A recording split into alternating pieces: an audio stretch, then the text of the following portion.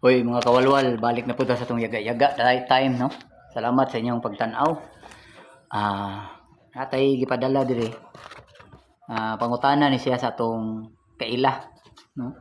Ang iyang unang pangutana, naay helicopter nagkargag 500 ka sakong bugas. Nahug ang isa, pila nilay nabilin. Mo na niya unang pangutana. Ang ikaduha, unsaon pagsulod sa elepante sa rep.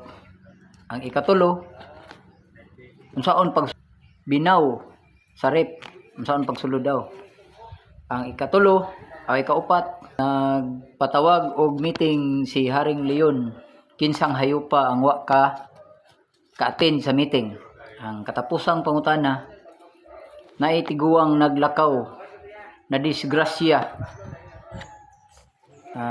Unsay hinungdan sa iyang disgrasya? Muna 5 ka pangutana mga kawalwal, no? Ato ning hinay-hinayog tubag.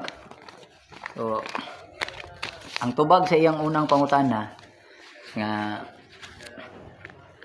500 ka sakong bugas gikarga sa helicopter, nahog ang isa.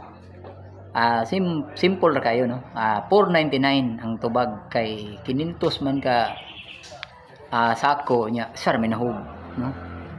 Nahog ng isa. So ang ikaduha niyang pangutana kay kanining pangutana sunod-sunod man din ni. So sumpay ning pangutana ha. Tiban-in ninyo ha. Ang ikaduhang pangutana, saon daw pagsud sa elepante sa rep. Ang akong tubag, ablihan ang rep, isud ang elepante, isirado ang rep. Nasud na. Ikatulong pangutana, ang binaw unsaon daw pagsud sa rep. Dali ra na.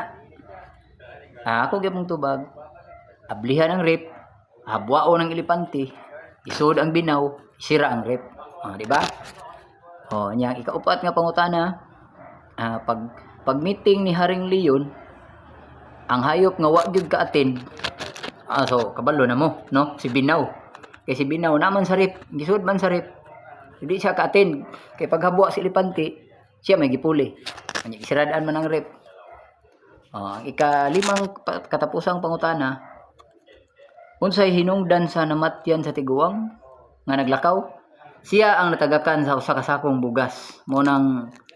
Munay pangutana sa katong katapusang pangutana, munay tubag kay nadisgrasya siya kay natagakan siya sa usa ka sakong bugas nga gikarga sa helicopter, no? Kay continue man daw ang pangutana, continue pod ang tubag. Ana ra mga kawalwal, no? Simple lang, very simple ra kayo. So unta nakasabot mo sa ato ang yaga-yaga time, no? Daghang salamat.